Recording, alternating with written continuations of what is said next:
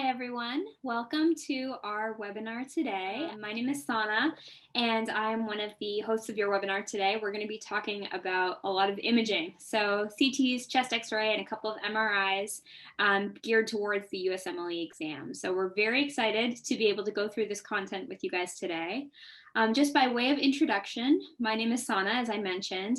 I am a radiology resident. I'm a first-year radiology resident, PGY2, at Brigham and Women's Hospital in Boston. I've been with med school tutors for 4 years now, and I'm excited to work with you all today. And I will allow my co-host to introduce himself as well. Hello, everyone, and welcome. My name is Moses. I'm an internal medicine intern also at the Brigham, so I have the benefit of getting wonderful radiology reads from Dr. Majid. I've also been with med school tutors around 4 years. Really excited to have you all here and provide both a radiology perspective and also the perspective of someone who's receiving these reports. So two sides of the same coin. Thanks for being with us. Awesome. So just briefly, we wanted to let you know about who we are at MST. We're going to talk a little bit more about this towards the end, but we're an online tutoring company. We've been doing this for many years. We give lots of webinars about imaging and all other topics related to studying for the USMLE exams. So we're excited to share some of that knowledge with you today. So just a broad overview of our agenda for tonight. We're going to be looking at a lot of broad concepts. So we're going to talk a little bit about what to think about when you're approaching any radiographic exam, whether it be chest X-ray, CT, MRI, etc. So broad concepts. We're going to give some tips about each of the modalities. So we're going to give you what we in radiology call a search pattern. So what you should be starting with and what you should be going through to be systematic in your approaches.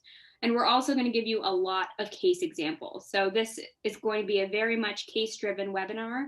We're going to show you a lot of images that'll be of high yields, things that you might see on the USMLE exams and that we have seen throughout our time as USMLE tutors as well. So we'll see some X-rays, some CTs, and then a couple of words about MRIs. MRIs really very infrequently tested, but we will throw a little bit in there.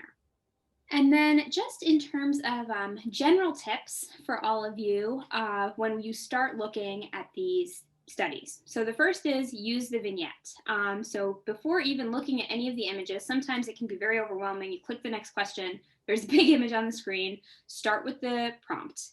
The vignette is going to give you a lot of information and they're supposed to guide you in sort of your differential and ultimately your diagnosis. The vast majority of these questions, I would say 80, sometimes 90% of these questions can be answered without even using the image. So the image should really be serving more often than not as a confirmatory step more than it will be the thing that clinches the diagnosis. So really just use this to support you and don't get overwhelmed. So use that prompt, make sure you look through and see what it could be. And these images are going to be classic, right? It's not going to be a very subtle pneumothorax. It's going to be a huge pneumothorax. So it'll give you a very, very classic example and it should be obvious. So if you think, oh, maybe this is a nodule, maybe it's not, it's probably not. And then I'll also say you do not need to be a radiologist to be able to answer these questions, right? They know that the vast majority of people taking these exams are not going to be going into radiology. So you just need to be able to identify very big picture and important findings that we will help you to have those appear to be more obvious. All right, and without further ado. Awesome. I really cannot emphasize enough how important what Sana just said is having a systematic approach, but also images can be scary. And so I really want to emphasize that these are tools in your toolbox that you can use to help support or refute a hypothesis. One mental exercise that I've tried to do with the students that I've tutored is before looking at the image, come up with what you think the diagnosis is and what you would be looking for on a chest X-ray or on a CT or rarely on an MRI, and then use that to build your confidence in picking the right answer or the second or third order question that is then asked in the vignette.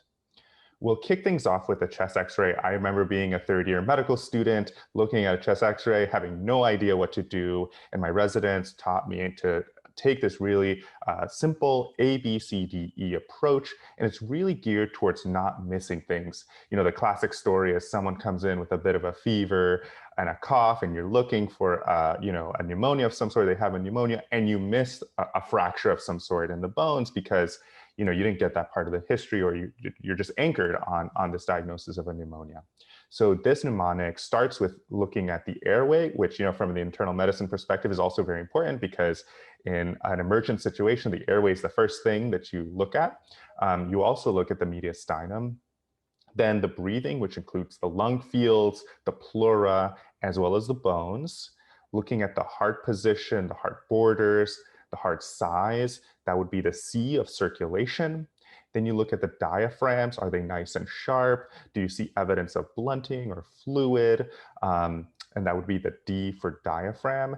And then E is sort of a catch-all for everything else that you could look for. You know, in real life, often we're doing chest x-rays to look for the positioning of lines, central lines, or after you've placed an NG tube, you're wanting to make sure that it's appropriately placed. That's everything else falls into E. And what will follow are specific examples of pathology that commonly are tested on the USMLE examinations. The first time I saw this image, which is a normal chest x-ray, I thought it was so cool because it overlays sort of in cartoony fashion the major structures in the thorax and overlays that on a normal chest x-ray. So I'm just going to give you all maybe 10 seconds to look at this. And again, highlighting the ABCDE approach. Trachea, nice and midline, right? You're looking at the bones. Often we look at how many ribs you can count, and there'll be a case where that becomes relevant a little bit later.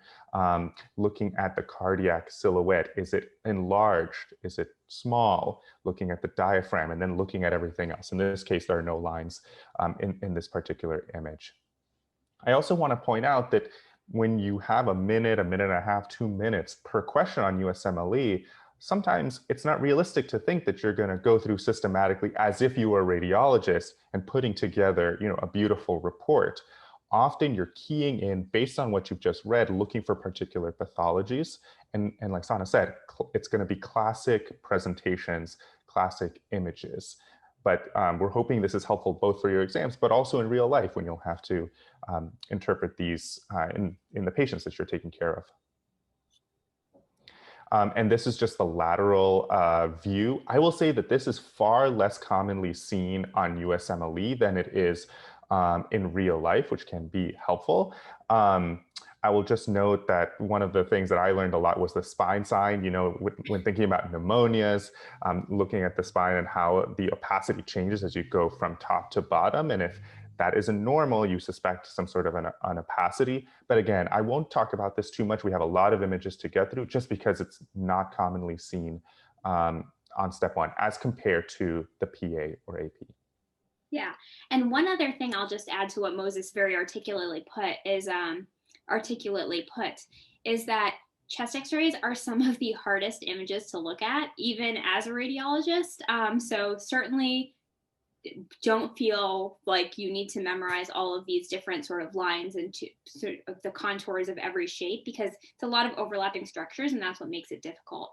But we're hopefully going to give you some tips as you look through to be aware of key things that will sort of jump out at you after you look at a few more images. But the other thing that we wanted to talk about before we got into the cases for x-rays is the types of opacities that you see. So in x-rays, we always talk about opacities. And so there are a couple of different classifications of that. What you can have is a linear opacity, right? A linear or reticular opacity. And what that generally suggests, that can be something like atelectasis, that can be something like the interstitial fibers, that can be something like a blood vessel, but it gives you a pattern of some sort of branching, right? There's something that's extending from one place to another. So you can have linear opacities or reticular opacities. Then you can have nodular opacities. So nodular opacities tends to make you think of exactly that, some sort of nodule, some sort of discrete area that's separate from whatever is around it that's abnormal. And what that might be depends on, you know, what you're looking at. But nodular opacities are sort of separate, sort of differential once you look at those. And then airspace disease. And so airspace disease is a little bit tricky. And we'll show you some examples today, but you look for almost like a fluffy pattern, because if you think about what the actual pulmonary lobule looks like. It was described to me in anatomy as like branching grapes, right? You basically have tiny little grapes at the end, and it's branching and branching and branching. So airspace disease is looking at the air spaces themselves, the alveoli. And so again, we'll show you examples of all of these, but just to sort of have in your head the descriptors that you should be looking for. All right, so our first case here. So what I will say is I'm looking at this. So we just showed you a couple of slides ago what a normal chest x-ray should look like. And so I'll tell you off the bat that this is abnormal. So when I'm looking at this, I'm seeing a central predominant pattern. So what that means is this is where the heart border is, right? Around here is where the heart should be.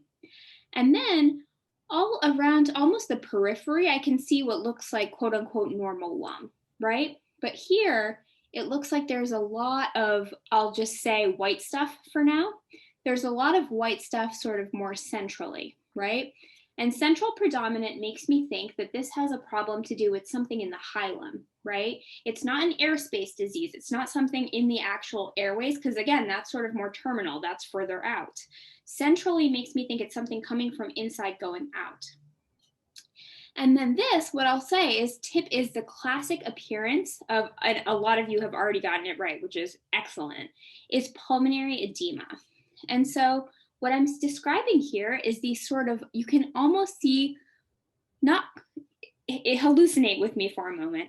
So almost like linear branching going out from the center. So you can imagine, if you think about the physiology of pulmonary edema, you have increased blood flow, right? You have increased blood, backing up of blood into your lungs because of poor ejection fraction.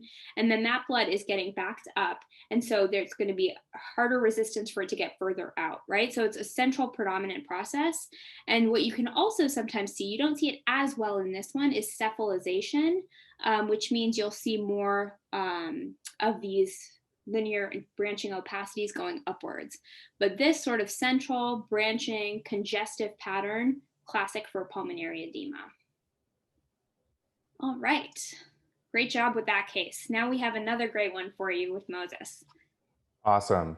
So similarly, before I give any background information, just take a look at this image and in 10 seconds, just quickly go through the ABCs. Look at the trachea, look at the heart, look at the lung fields, look at the diaphragm, look at everything else, and then develop a general impression.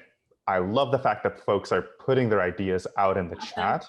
And I will say this, if you put an answer out there and it wasn't quite what's on the screen, that's totally okay. And it also highlights how important it is having that clinical background. So if I tell you that this patient has a 50-pack year smoking history, right? If I say they have a chronic cough, classically more than 3 months over 2 years or something like that, that already starts priming a differential diagnosis. I'm going to call out some of the things that I'm noticing here. First of all, I do see some hyperinflation, and that's something that has been called out in the chat.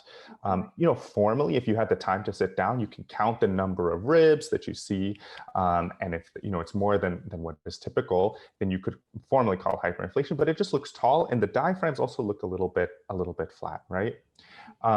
And that combination, the heart isn't particularly enlarged. I'm not seeing like an obvious pneumonia or anything like that. So this is super consistent with what folks have been putting in the screen, COPD. And again, you're looking at classic pictures, so that hyperinflation would be classic for something like COPD. Anything to add, Sana? Yeah, the only thing I'll add to this one is a lot of people I saw were thinking about pneumothorax, which is a great thought. Especially because if you look, particularly if I'm looking at the left side, I can see it looks quite lucid. So I can see why people would think that there might be a pneumothorax here. However, the two things that I'll say is, one, I don't see a clear pleural line, right? So for pneumothorax, I'm looking for two things. I'm looking for a clear pleural line that differentiates normal lung from the actual pleural space, which I don't really see. I'm looking around the edges here. There's no clear pleural line. And the second thing that you look for is extension of the vascular, or extension of lung markings beyond that pleural line, right? So first of all, I don't see a pleural line, but even beyond that, if I'm tracking these vascular markings, and again, it's hard to see on this screen, I know, but in general, I can see vascular markings out here. I can see vascular markings out here. And higher up, I can see vascular markings up here as well. So, or sorry, I keep saying vascular, I mean lung markings. Please ignore all of the vascular I just said. But the lung markings that you see extending out and the lack of that pleural line let you know that it's not a pneumothorax. So great thought, but those are two things you should be looking for pneumos. Awesome. And just to point out that some folks have pointed out the aortic notch or the aortic knob. So that's a normal finding. Yes, yes. This right here is the aorta, and that is perfectly normal to see. All right, very good. COPD. All right, now we have the vignette up front. And so we've sort of flipped the situation. Here, we have a lot of rich clinical information and we have an image. So I would say all of our eyes probably immediately went to the picture, but let's try to hold back and look at the vignette, and I'll summarize. And what I'll try to illustrate for you all is how I take a vignette and distill it down into its essence. It's a young African-American woman with a background of asthma coming in with chronic, 6 months, chronic pulmonary symptoms. So that's how I'm framing this whole thing. There are extrapulmonary manifestations in the form of ophthalmic involvement with visual acuity, right? The vitals are largely unremarkable. Maybe the stats are a little low. And then the data is relevant for some hypercalcemia, right? And a restrictive pattern on pulmonary function tests. So young, chronic pulmonary with a little bit of extrapulmonary involvement, hypercalcemia. And I think folks are putting in the chat a ton of really good information. If you go to the next slide, you'll see some of the possible answer choices, right? And what's really nice about the way this was set up is that you all already had a leading diagnosis even before the image and even before looking at the possible answer choices. Lots of sarcoid in the chat, which makes a lot of sense with everything that's going on. If we go back to the image though, let's think, what should I expect to see in sarcoid, right? And classically, we think of that hilar lymphadenopathy, right? We think of the restrictive lung disease. And if you look at that, you sort of see that. It looks sort of fluffy to me. It looks sort of full.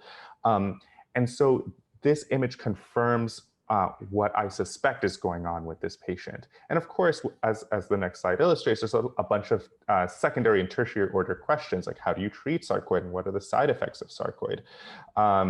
You know, the risk of complications, like could they get lots of steroids and then have avascular necrosis or something? At this point, I'd like to turn it over to Sana and see, is there anything beyond sort of the classic features of sarcoid that you want to point out with that image? Yeah, absolutely. So great. A thing to keep in mind is that the number one thing for sarcoid that they're going to test is going to be bilateral hilar lymphadenopathy, right? That's going to be number one. And so what I would point out here is you can see that, and this will become much easier once you see a lot more x-rays to know what's normal and what's not. I know for me, it seems like, okay, I know that this is what it is, but once you see more x-rays, then you'll see that this is a little more full in the hilum. So this right here, you see a little bit more fullness. Here, I honestly wouldn't really call that. Might be a little bit easier to say on laterals. But what I'll say about sarcoid in general, sarcoid can do anything. For the purposes of the USMLE, it will be bilateral hilar lymphadenopathy. I would even say this image here is not even a classic sarcoid because these nodular appearances here, this sort of restrictive lung disease, it is classic for sarcoid for a radiologist, but for the purposes of the USMLE, hilar lymphadenopathy, hang your hat on that. So I would say stick with that. Awesome. Perfect. Okay. And so that was a few of the chest x-rays we have. One thing that I know can be frightening for a lot of medical students is CT scans. And so classically, we'll see CT scans of the abdomen, pelvis. We'll see some chest as well, which we'll get into, and head. But abdomen, pelvis, just because there's obviously a lot of organs, a lot going on. So I wanted to take you through a little bit of how I approach the abdominal CT and what to be looking for. Again, this is not meant to be comprehensive, but this is meant to sort of give you an idea of how to identify different structures. So what I'll say is this is a slice where you can see probably there's a lot of stuff going on, but what you're always looking at when you're looking at a CT is you're looking at the patient from the feet up, right? So I'm looking at the patient and their feet are coming out towards me. And so this right here is the liver. So this is the right side of the patient. This is the liver. We have both kidneys down here, spine, the aorta. Typically the studies that they give you will be contrast enhanced. I have never seen a study on the USMLE exam where there is not contrast, so you'll see a bright aorta. And then the IVC is right next to that. Gallbladder is in the gallbladder fossa right by the liver. Anything with air in it, well, not anything. In a normal study, anything with air in it, you can assume is bowel. And then here we have just the duodenum looping through. This is a little bit below the slice of the pancreas, but the pancreas also goes sort of right through here as well, and then some blood vessels. So the key organs that you're going to be looking at are the ones listed right here. So you're going to be looking for the aorta, some veins, and then sort of solid organs. So I'm going to take you through how to look for them. So the aorta is mostly important for a few key pathologies, right? You're going to be looking for dissections, you're going to be looking for aneurysms, and for rupture. Those are the main things you're going to be looking for aortic pathology. The aorta in the chest is always going to be sort of, so they're going to show you the arch, so the aorta will start here, and then this is the descending aorta here, right? So it's going to be to the left of the patient. Remember, this is the left side, and it's going to descend immediately anterior to the spine.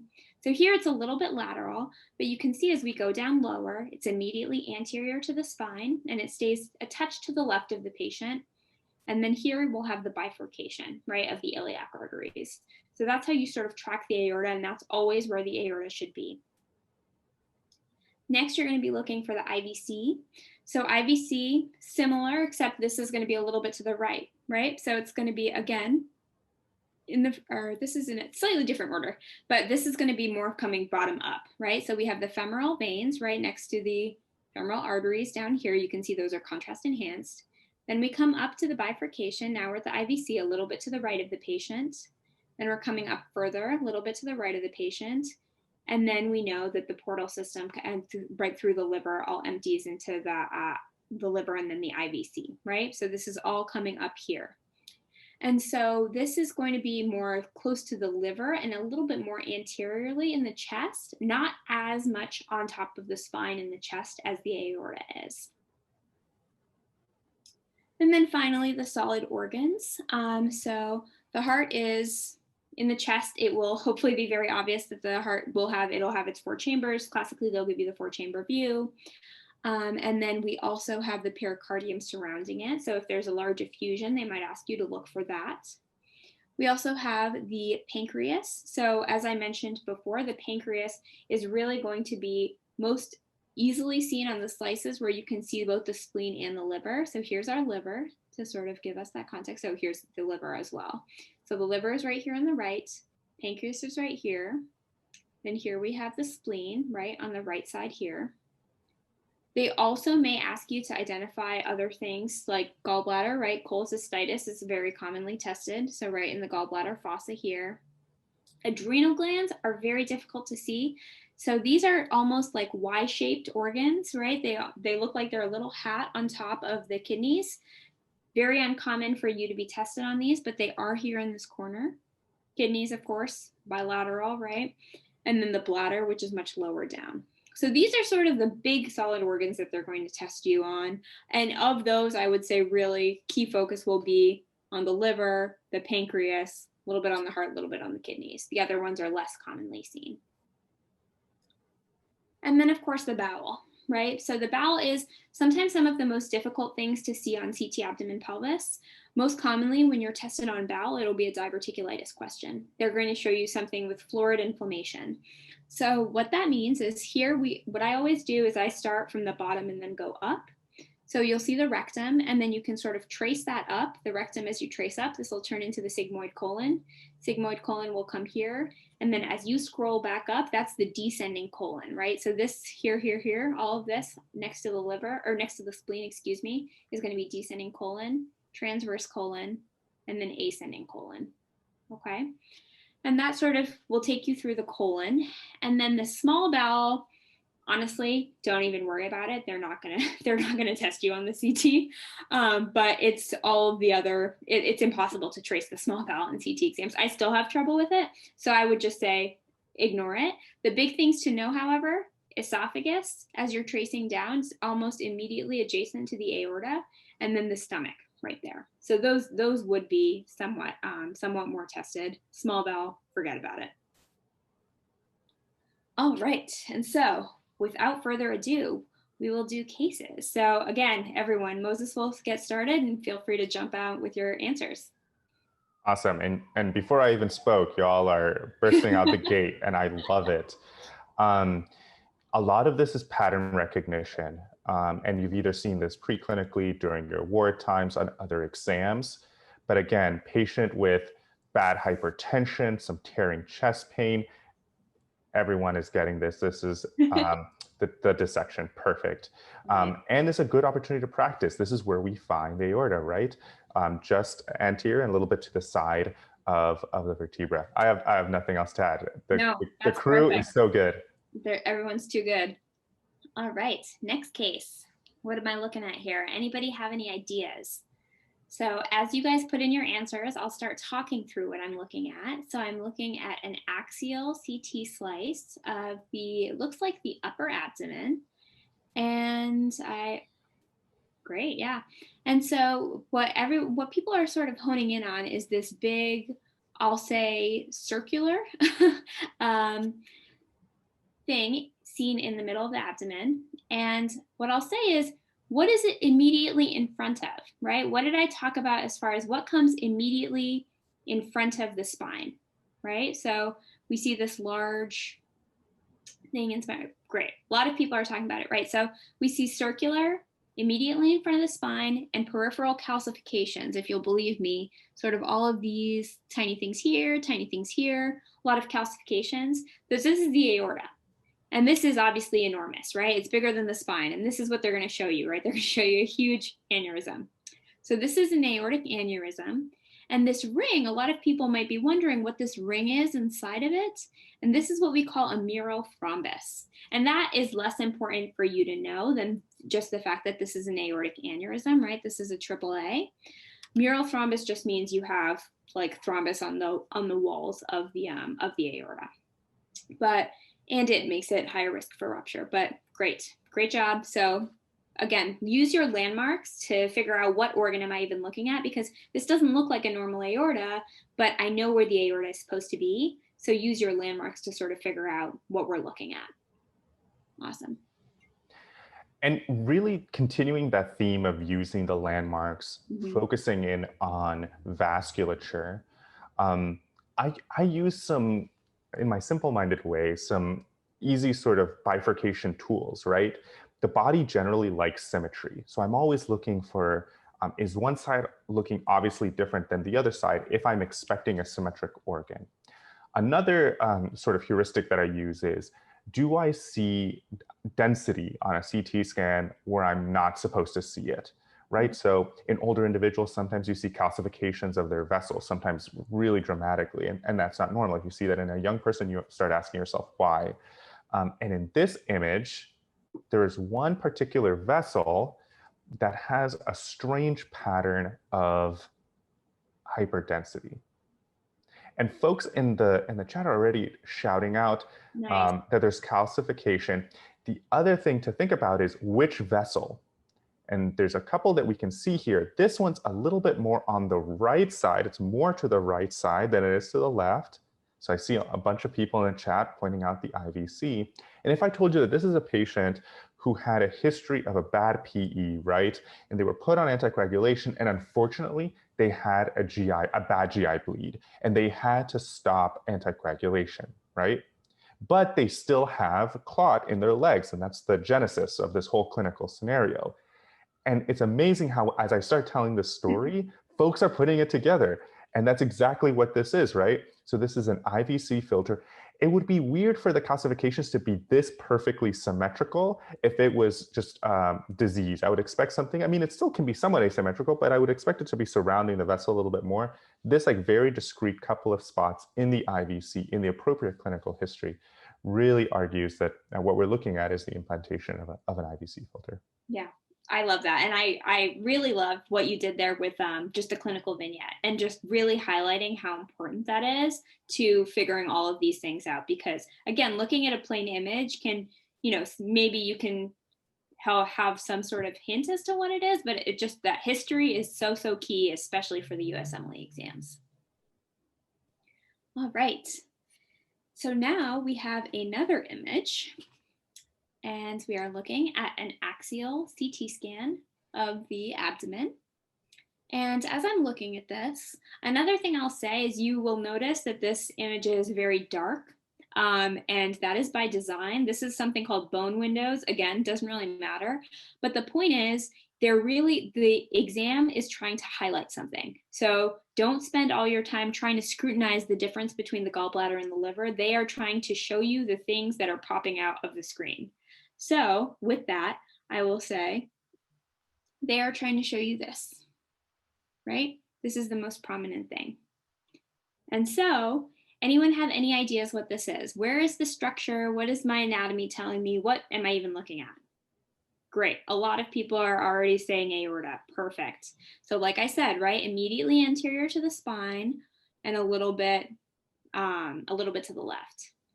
What I'll say is this aorta doesn't look totally normal, right? So when I look here, I see this one tiny black dot, right? I see this little linear lucency here. I see very peripherally a lot of brightness and medial internally a little bit less. And so a lot of people are saying, great, that it's calcified. It's almost filled with calcium. So this is actually very severe atherosclerosis.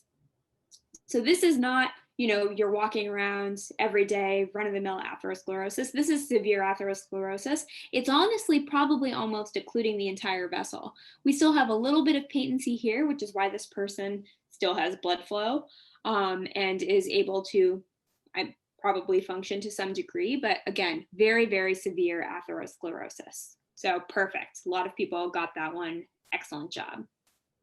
And yes, so this is the same sort of idea, and this is actually a 3D reconstruction of that image. So this is, again, same picture, right? This is in the sagittal plane, so you're looking at them from the side. You're looking at their side on, so this is the spine, and right in front of that, you can see all of this atherosclerosis. So this white stuff is the atherosclerosis. The white stuff is the calcifications and the disease, and this is sort of the reconstruction, and this, you shouldn't be able to see this at all. So this reconstruction that they have here is showing you calcium, and all of this calcium, it's almost lining the entire aorta. That's all atherosclerotic disease. Awesome. And we're transitioning now from thinking about the vessels and vessel pathology to some of the other organs in the abdomen. And already folks are jumping in with their thoughts, which is awesome. Again, I'm generally not that great at tracking small bowel and looking for junction points in SBOs or anything, but in the appropriate clinical context, we're looking at the center of the image. We're looking at what's probably bowel of some sort. And then I usually like to use an outside-in approach, right? Like, is the walls of the bowel, does that look normal? Is the inside looking normal? Is the size normal? And what I'm noticing here is that there's these little pouches or these little sort of out pockets that you can see here. And thank you so much, Sana, for pointing those out. And as everyone in the chat is saying, this is diverticulosis, right? And actually, the folks in the chat who are wrestling with diverticulosis versus diverticulitis are spot on, because the difference there is the presence of inflammation. And inflammation is one of these universal sort of pathological processes that leads to classic imaging findings. So things like fat stranding, right? Evidence of inflammation. Thinking about the thickness of the wall. Is it edematous because of all that inflammation? That would be suggestive more of diverticulitis, in other words, an inflammatory process, rather than simple outpouching, which may on its own have symptoms, but the addition of that inflammatory component, you can actually tease it apart on the CT itself. All right. Now we have a KUB. So this is tricky. KUBs are tough. So what I will say is this is a very small human. And so I would start with that as a hint. I'm looking at an abdominal X-ray. And the first thing I notice looking at this is I can see the bowel really, really well. And typically that's not seen on KUBs. Bowel is a little bit more indistinct. When I'm looking at this, I can see sort of, I could trace this exact outline, right? Like follow my tracer here. I'm following this loop, I'm following this loop, it's going down, it's going across, it's going this way, it's going that way. I'm really not having a difficult time following it. So I'm seeing a lot of air. I'm also seeing the boundaries of the wall really well. So I'm seeing this boundary and the inside boundary. I'm seeing this boundary and the inside boundary. So what that tells me is that there's air in the wall. There's air in the wall of the bowel. And so hopefully that, yes, it seems like I'm triggering a lot of you with those words, right? If you can see the exact outline of the bowel wall, that is what that means. There is air in the bowel wall.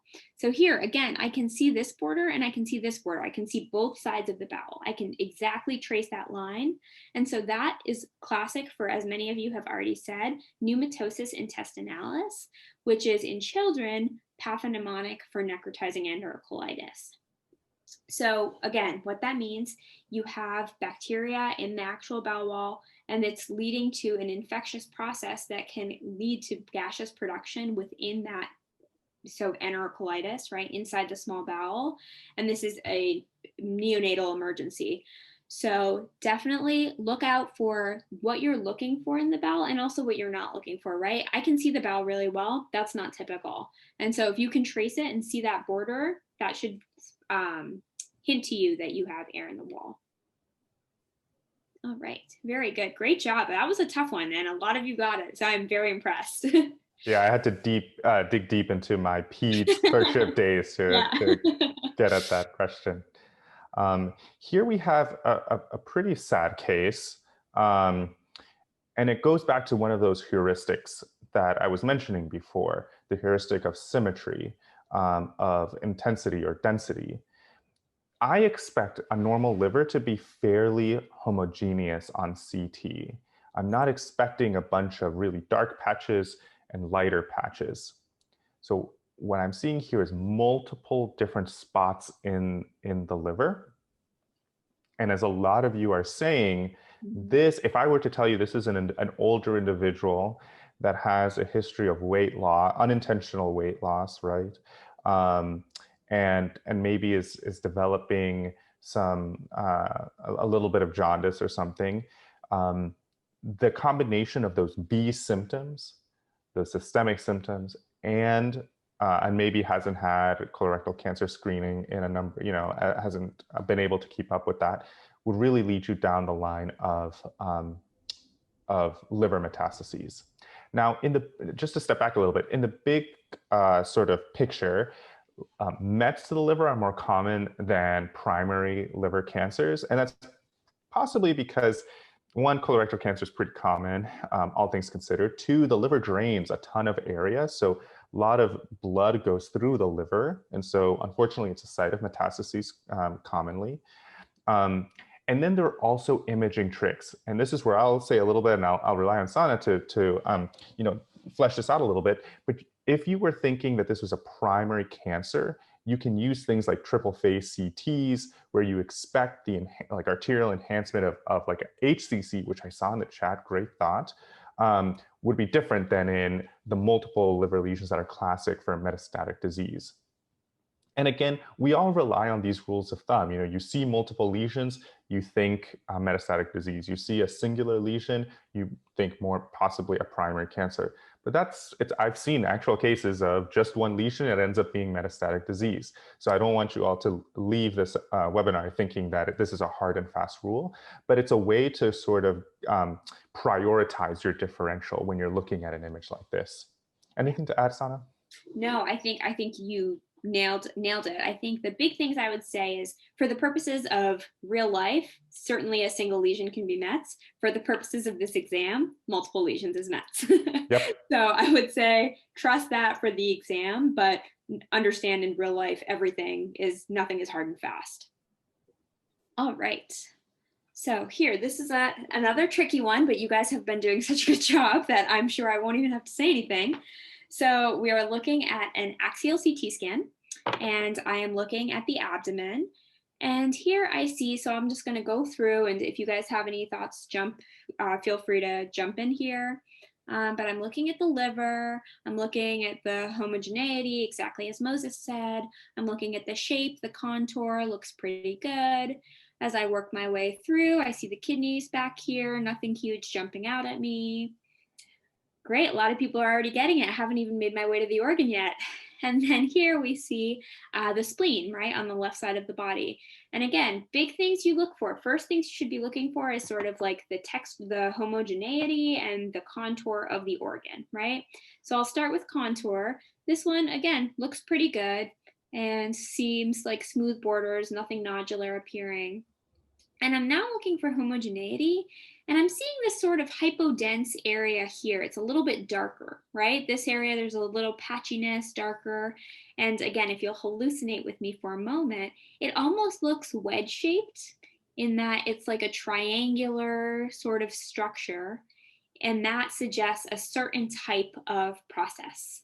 So a triangular structure here, great. A lot of people are already getting it. So a triangular process, always think about infarction, right? So wedge-shaped always suggests infarction. And so the reason for that is because these blood vessels, you have a blood vessel and it branches and it branches and it branches, right? So if you cut it off here, everything distal to it will die. If you cut it off here, everything distal to that will die in sort of a wedge-shaped pattern. So that's why wedge-shaped patterns are suggestive of infarction or embolism in the case of pulmonary embolism, right? It's that wedge-shaped pattern because you're blocking a blood vessel. That's why that pattern occurs.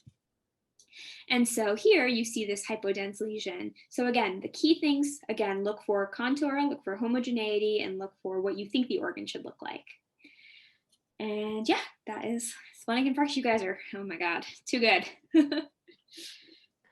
Amazing. And continuing on with abdominal pathology, again, there's a lot of real estate in the abdomen, right?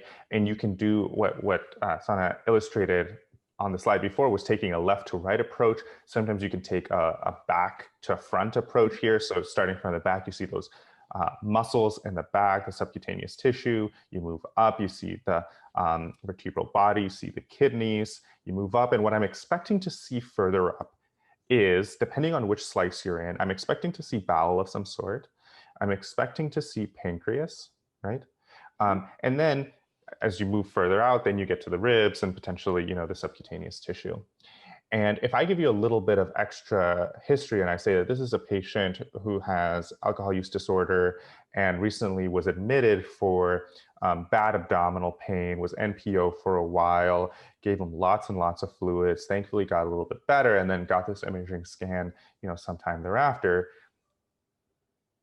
And I'm already seeing it in the chat a couple of places. Yeah. There's a round, sort of darker lesion where I expect sort of the pancreas to be, or in that general vicinity. It looks homogeneous to me. It's like really nice and symmetrical, and it's really suggestive of a pancreatic pseudocyst.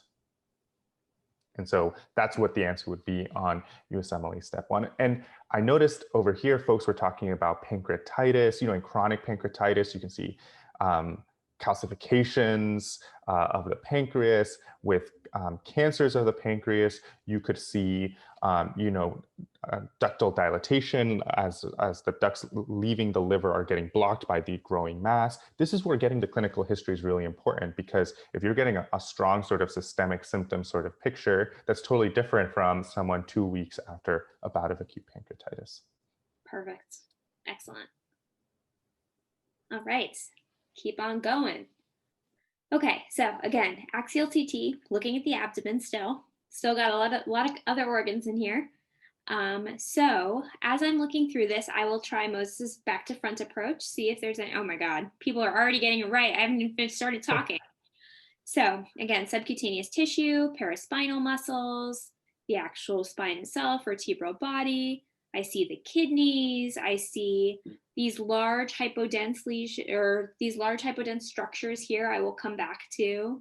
And then I see the aorta here, blood vessels, some bowel, liver, gallbladder. And so, as many of you have accurately pointed out already, this here is what is typically the renal collecting system, right? So this is the renal pelvis, which ultimately turns into the ureter. And you're seeing a huge backup of fluid here. And so this is bilateral. So you're seeing this huge backup of fluid, huge backup of fluid. And as many of you have already correctly stated, this is what we call hydronephrosis. So we have these bilateral fluid collections in the renal pelvis. And this is, again, just the classic appearance. Once you see more CTs, you'll see it's just sort of a very small tubular structure, maybe the size of this vessel here. And this is significantly dilated, suggesting hydro. I have to say that the first time I saw a coronal view of the abdomen, it changed the game for me because it's just so cool. Yeah. And honestly, I think that this coronal view is what's sometimes presented in textbooks. And at least how I imagine the organ systems in the abdomen. And so just to point out, liver, classic looking, top right or top left of the screen. You see the branches of the vessels coming off of it and how it feeds or drains at least the bowel. I mean, it's just beautiful. You see the stomach right just next to the liver. This also really explains what I was saying earlier about metastatic disease to the liver, and because see how everything just sort of flows back into the liver. I'd say that this view is less commonly used on exams, but it's a way just to sort of prove to yourself that like the CT doesn't lie, right? Like it's a really beautiful reconstruction of what's going on in there. Perfect. And similar to what Sana was doing earlier, moving now to the chest CT, here are different slices really nicely labeled. Again, when you're thinking about common diseases presenting that we use CTs for, what are they? You're either looking at the lungs and it's like, are there pleural effusions? Are there focal consolidations? It's a really nice way to take a look at fine granules or nodules that you don't see as easily on chest x-ray, or sometimes the heart and its vessels, especially if it's a contrasted study. So one of the most commonly sent studies in the emergency department is like the CTPE protocol. You're looking for a pulmonary embolus. You can see that with a chest CT. And then in the bottom, you see some of those coronal slices that are also really nice. You can really trace those airways and see the air inside, which is really nice. Awesome. And here, just like in the other CTs that we've seen, there are different windows that highlight different parts of the chest. This is just a frame of reference because we're going to go through a ton of images with pathology in them. So just keep this in mind as we move forward. All right. So speaking of, so now we're looking at the lungs. And what I'll say, just as Moses said, they have these different windows that you can use. And so typically what I'll say is here I can see the lungs really well. I can't see the soft tissue really well. I can't see the heart really well. And it's sort of similar to that case I was showing you before with the aortic calcifications, right? So look at what they're showing you. They put it on this window for a reason, so stick with that. So here, what I can see in the lungs is right here is probably the level of the carina where you have the bifurcation of the trachea. And then if I'm following the main bronchi, so this is probably branching here, and then this is one of the branches of the bronchus. Here's another, here's another, here's another. And what I'll say is these are very, very obvious, right? I'm very easily, again, similar, is I'm able to trace these almost all the way out to the periphery of the lung. Same on this side, right? I'm tracing this out almost all the way out. And it's quite wide, it's very enlarged. And so everybody's already getting it. So the big thing is this is bronchiectasis. So what that means is dilation of these bronchial walls, and that can happen due to chronic infection. In the case of CF, Cartagenars, a number of different processes can cause this. And so again, they'll give you a clinical syndrome like 23-year-old woman, history of CF, recurrent infections, coming in with pneumonia, cough. This is what her chest CT looks like. And then they'll give you that sort of full picture. So again, this is classic bronchiectasis, dilated bronchioles going almost all the way out is the key. It's going out. If you're closer here, you can see a little bit of dilation because they taper, right? They're much bigger bronchi at the center, and then they kind of get smaller as they go out. But if it's this big all the way out, then that's sort of classic for bronchiectasis. Excellent. And here's another pretty classic image to dissect. I'm reminded of when I was also learning dermatology, where a lot of the terminology was intimidating, and both in radiology and in dermatology, just describe what you see, right? And use as many descriptors as you can. So here I'm seeing a bilateral, both lungs are involved. I'm seeing more white than I expect to see in the lungs. And what's the pattern of that whiteness? It's small nodules. And then I'm trying to discern a pattern, and there may be one, but they're really all over the place, right? And if I give you the additional history that this person was unfortunately incarcerated and has a cough, or maybe comes from an endemic area, that's where you start thinking of tuberculosis. And in this case, miliary tuberculosis. And I love the little factor that miliary refers to like the seed, right? And this like very small seed, and that's how it got this name. Because of course, everything in medicine has to be named after foods, ruining it for us all. But this is miliary TB. And sort of other side of that coin, so let's say this is a patient with the exact same history, different CT scan. So this is a patient who, again, may be coming from abroad, history of a positive PPD, fever, weight loss, etc. This is a little bit different, right? So you don't see that scattered random nodular appearance. That is certainly one possible appearance of tuberculosis. This is actually another possible tubercular lesion. And this is what we call a cavitary lesion, right? So a cavitary lesion means literally just that. It's just an empty cavity. And so if I'm looking at these lungs, what I see is just this huge empty space here, right? Completely black, black as air. And that means to me that I have cavitary lesion and surrounding inflammation, and then some scattered nodules around it. And so that is a classic cavitary TB lesion.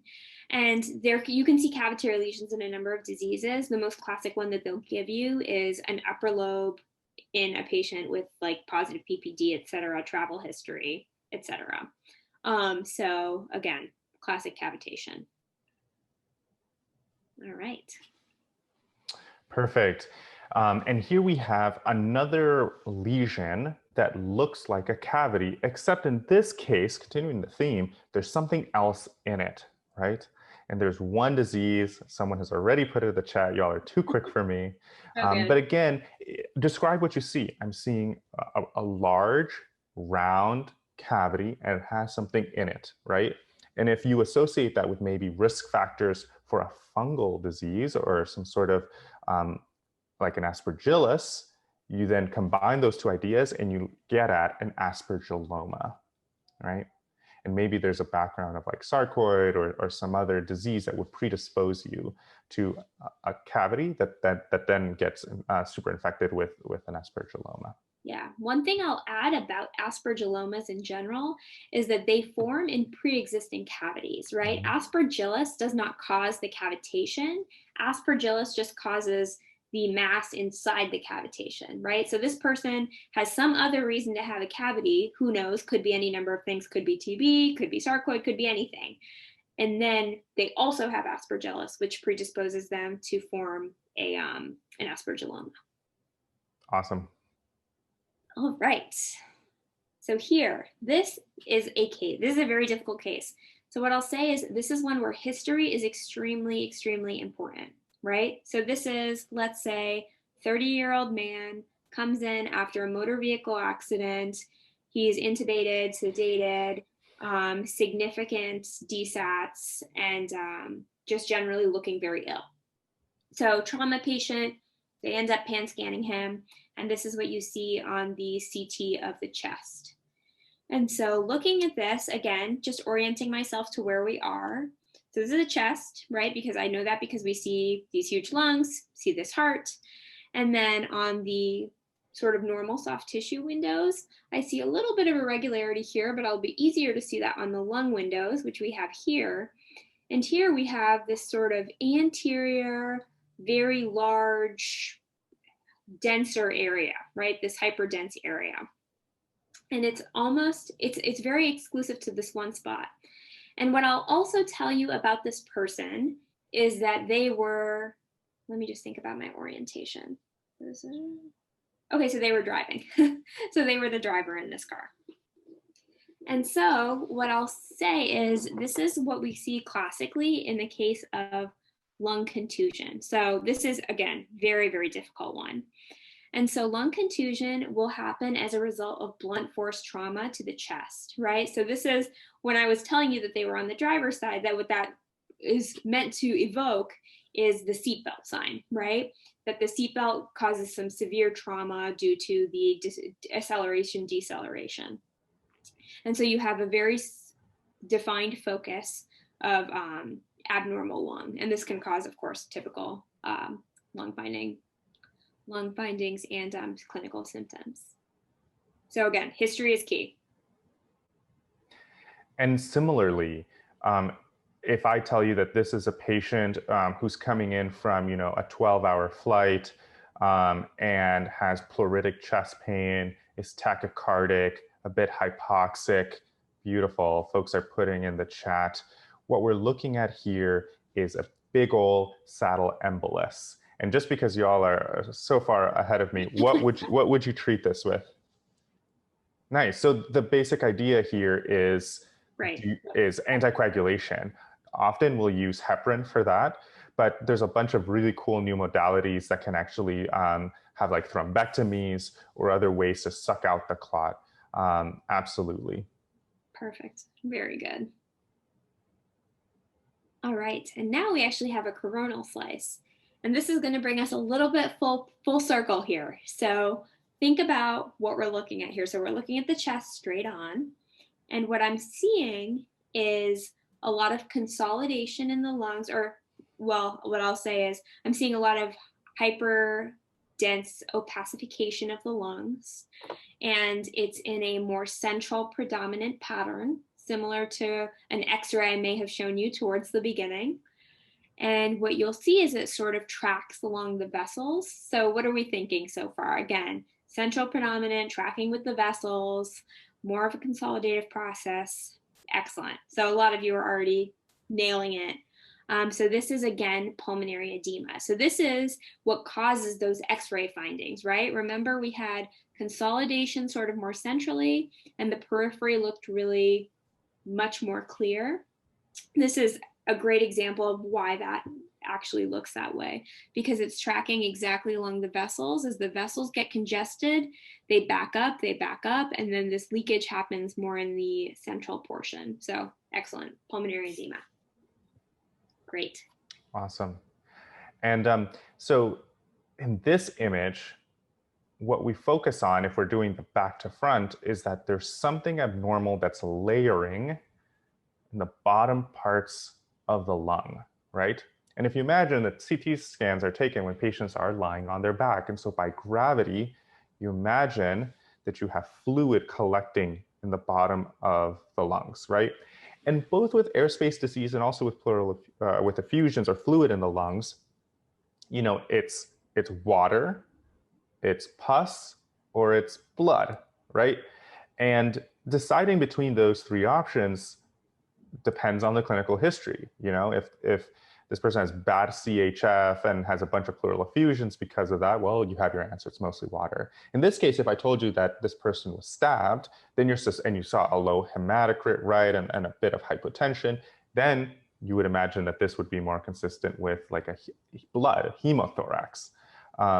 Again, so you're thinking, And if it was infected, like if that pleural effusion got infected and you had an empyema and then subsequently you had like a very exudative effusion, then you would be thinking more infectious or a complication of an infection.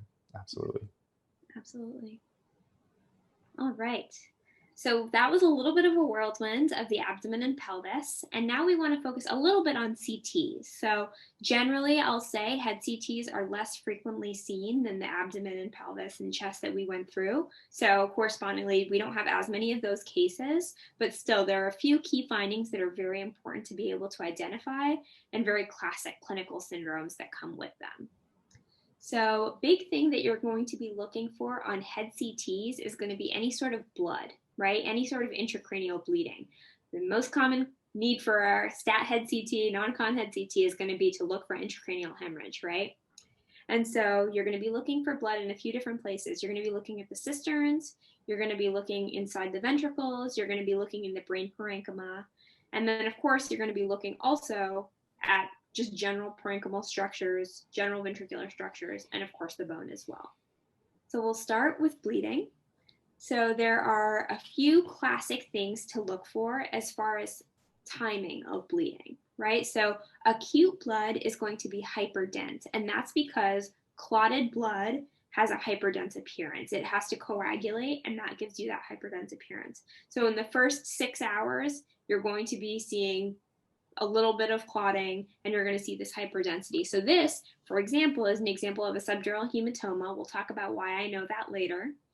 But you see this sort of hyperdensity going along this edge, right? So this is going to be bright in the immediate period. Later, it looks almost like you can't really make it out as well. But if you look very closely, you can see maybe an outline of this. Doesn't look like normal sulci and gyri of the brain, right? It doesn't, you can't see that clear outline as well. So there's a little bit of a hematoma. It's isodense for 1 to 2 weeks. And then later, what you'll see, so this is on the other side, so just pretend, you'll see sort of more of a hypodense appearance, right? A more chronic appearance, hypodense appearance of the brain. All right. And then as for location, so this is what I was alluding to when I said how you know subdural, epidural, etc. And so epidural hematomas, I'm actually going to go a little bit out of order. Epidural hematomas are constrained by suture lines, right? Because if you look at the anatomy of the skull, right, epidural above the dura is going to be constrained by the suture lines. It can't cross those suture lines. So here we have the lambdoid suture, and here we're going to have the sagittal sutures up here. And so that will lead you with this lens shape. And the classic clinical picture that you'll see is someone who has a lucid interval and then loses consciousness afterwards, right? They'll hit their head, they'll be totally fine. Even after a very severe injury, they'll have a severe injury, then they'll be up, walking, talking, and then they'll suddenly become unconscious. That's the classic picture for the epidural hematoma. Subdural hematoma is below the dura, right? So this is no longer constrained by suture lines. So this one, you can see it actually looks a little bit like the lens appearance, but what it actually is, if you believe me, is you see this sort of, this is the entire subdural hematoma, right? This entire crescentic shape. So crescentic shape, that should be a buzzword for you for subdural hematoma. So if I go back, you can see here again, crescentic shape, right? Classic subdural hematoma.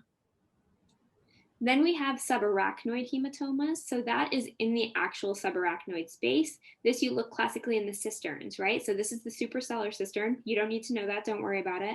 But basically you see this almost star shape here, and you see this bright material because blood is bright. And then that will suggest to you a subarachnoid hemorrhage. And then of course intraventricular, inside the ventricula, which are normally white.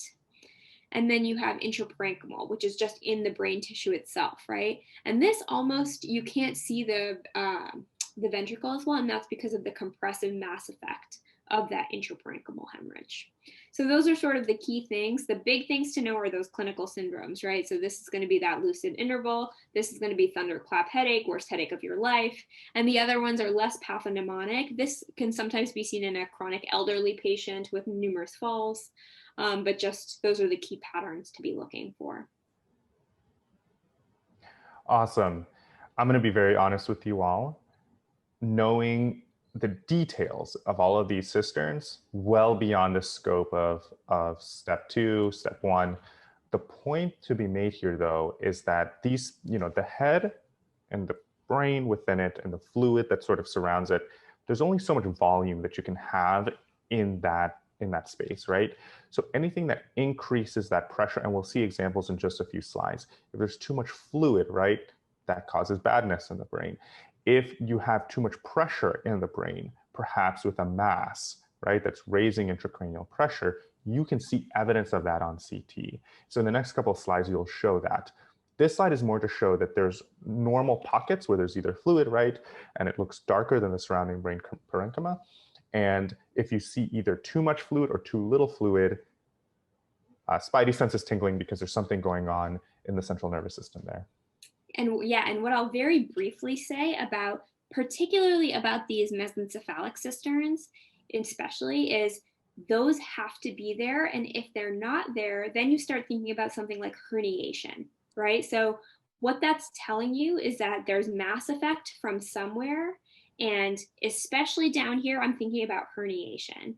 And those are things that, like, I still have trouble seeing herniation, but the big thing is look for these spaces. And if you have a clinical story that fits, that's what you should start to think about.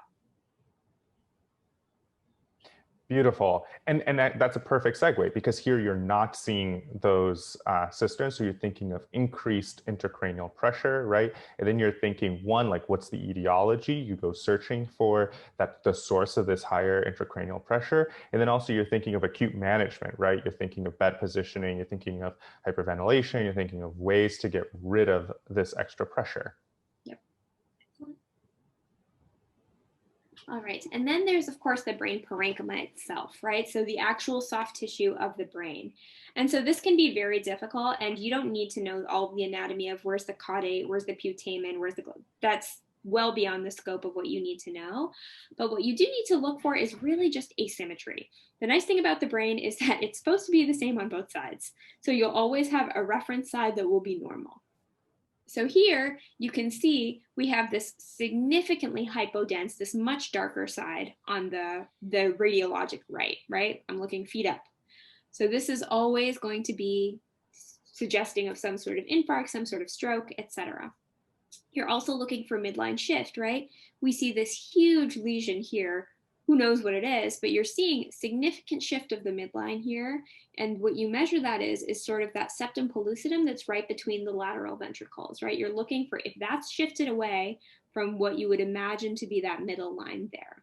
So those are the key things that you're looking for in any of the brain parenchyma itself. If they give you a stroke, this is like someone a couple days after stroke, it'll be very obvious, like this one. And again, thinking about those fluid spaces in the brain, too much, too little. In the chat, what's your vote? Too much or too little fluid? And the name sort of gives it away, right? Too much. So this is hydrocephalus. Again, keep in mind that first image that we showed, it's supposed to be there, but if it's too big, that suggests that there's some, either the fluid can't drain appropriately, being produced too much, right? Like, think of the physiology of that extra fluid, but this is what hydrocephalus would look like. Perfect. And then, of course, the bones. So these are important to look for. And I will say they're not as commonly tested on the step 2 exam, but the big thing I will say for anything in the head, look for symmetry, right? Just look for, does it look the same on both sides? If not, which one do I think is abnormal? So here, as I'm looking at this, again, coronal, I'm looking straight on. And so as many of you are saying, which side do you guys think is abnormal here? Just looking at this image, what am I looking at? Perfect, very good. So, okay, yeah, so this is a little bit of a trick because radiologic versus screen left and right is tricky. But what I'm looking at here is this side is the abnormal side, right? So we have the orbit here, and we have an inferior orbit fracture with extension into the maxillary sinus, right? So this is the maxillary sinus, and we have just complete fracture of this lower inferior orbit, and then fracture and then leakage into the sinus here. So very good. So again, symmetry is your friend in the head. Perfect. And I promise, guys, we're getting to the end. You all have been champions Bunch of going through papers. these images with us. Again, the MRI, less common. On the left of the screen, you see an MRI of the head. And what I would love for you guys to focus on is the like how dark or how light the image is, right? And the homogeneity.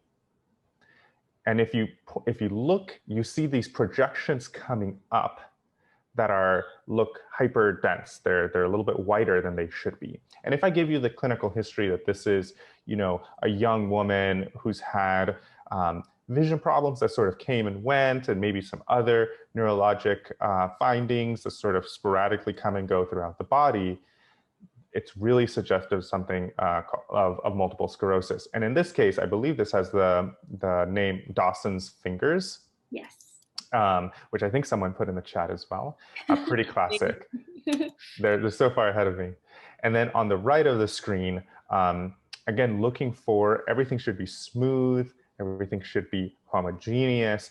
And right there near the bottom, you see this outpouching, and that suggests an herniation of some sort. And maybe the patients are presenting with numbness or maybe weakness, depending on which level it is, to possible findings on MRI. Great job. All right. And so with that is the majority of the images and slides that we had for you guys today. I will say, I know you guys have a ton of questions, so please feel free to send us those questions in the chat. We're going to get to our live Q&A in just a few minutes.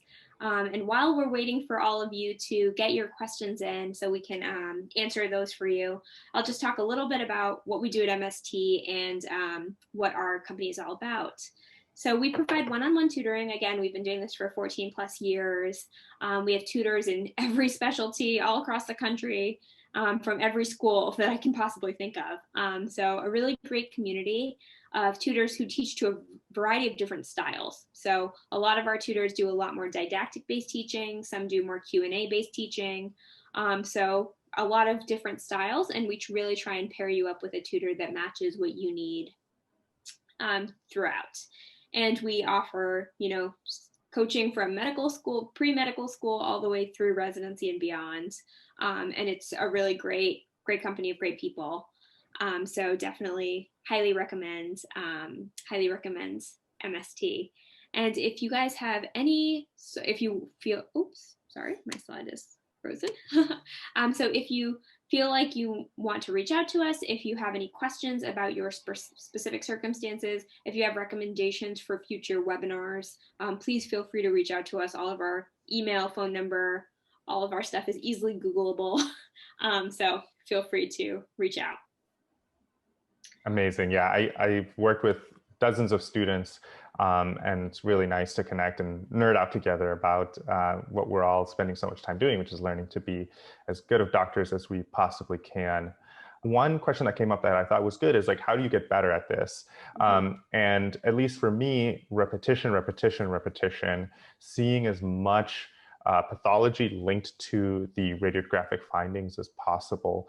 The question banks do a decent job, but sometimes you want a more concentrated burst. You want to review a bunch of chest X-rays together, a bunch of CTs together. A lot of the images that we used and were cited in this webinar came from like Radiopedia, which I've used in the past and is very good. And I'm wondering, Sana, if you have any other resources as a radiology resident that you use to hone those skills.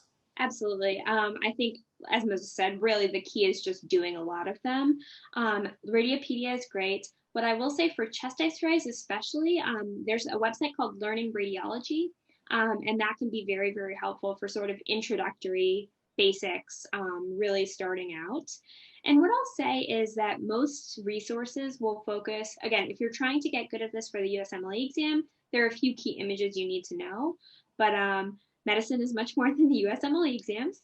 And so I would really recommend, whenever you have a patient on the wards in your own clinical practice, look through the images yourself, because it's really easy to just go to the radiologist, read and say, okay, they say it's diverticulitis, I'm just going to treat them and move on. But really see if you can find it. See if you can look at the images and see if you can find diverticulitis, because I think it's A really important clinical exercise, and B, it'll make you that much faster if the radiologist is taking too long to read your images.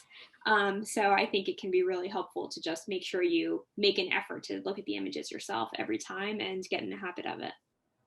Amazing. Bit of a throwback. Someone asked about calcifications. Calcifications of vessels, easier to see perhaps on a non-contrasted study because the contrast also shows up like hyperdense. So that would be the first thing. Like if it's a non-contrasted study and you're confident you're looking at the vessel, and then you can see that calcification. I imagine, and Sandra, maybe you can chime in, that if a vessel is filled with contrast, pretty hard to tell if it's calcified at that moment. Although if it's a phased study, maybe once the contrast has passed, then you can get a clue. Yeah, absolutely. So if a vessel is filled with contrast, so first I'll say calcified vessels are almost always arteries, right? Just because of the nature of arteries and the intimal layers, the 3 layers, the media, tunica, etc., almost always arteries. So I'll start with that. The second thing is calcifications are much more irregular. So if you remember that IVC filter case that Moses showed you all, calcifications aren't so uniform and perfect appearing. They're sort of messy and chunky, and contrast will fill a should theoretically, unless there's some sort of obstructing mass in the vessel, should completely distend pretty uniformly a vessel. So here you can see within the vessel itself, it's pretty homogeneous, right? It looks all sort of similar, don't really see some irregularity, versus a calcified vessel. Here we go. So a calcified vessel, much more irregular, right? Like it's not all the same shade of white if you'll sort of look at the inside versus the outside. So they're different shades. So it sort of varies. All right. That was amazing. I'm learning so much along with everyone else in the one great question we got is, should we know the level of images? And so I would say absolutely not. You don't need to know the window, and I assume you're asking about like window leveling and sort of what the classic window level settings are. Definitely not important. What I'll say is whatever you can see the easiest is supposed to be seen the easiest. So the lung windows, bone windows, you don't need to know about all of that. There was a question about the aortic knob that we got to earlier, I believe. Yeah, let me go back to that. Let me go back to that X-ray. Awesome. So yeah, I'll go to the normal X-ray actually. You can see it a little bit better. So this one here, you can see the aortic arch somewhat. And what I'll say is on that COPD one, you can see it much better. Absolutely, I agree with you. But the reason for that is because of such high volume of air that is trapped within the lungs, right? The high volume of air is almost pushing down on the heart and all of these hilar structures here to make them like as tiny as possible. And the aorta becomes that much more prominent as a result of that. And so the aortic knob really, unless it's like literally halfway into the chest, it's not abnormal for you to see a little more prominent aortic knob there. Amazing. This was the aortic dissection case. You can see that. Yeah, so key thing to look for here is, again, so this is where we would have like the ascending aorta, and the descending aorta is here, and you can see sort of that intimal flap, right? The intimal flap. And then another question that we sometimes get is which is the true lumen versus the false lumen. The true lumen is generally the smaller of the two, generally, again, kind of a gross overgeneralization there, but generally the smaller of the two is the true lumen. I hope this was helpful to all of you. And if you have any additional questions for med school tutors in general, or myself or Moses, please feel free to reach out to us. Our contact information is at the bottom of this slide and every slide. So please feel free to reach out. So with that, I will wish you all a good night. Thank you again for joining us. And we wish you the best of luck in your studying. Good night, everyone.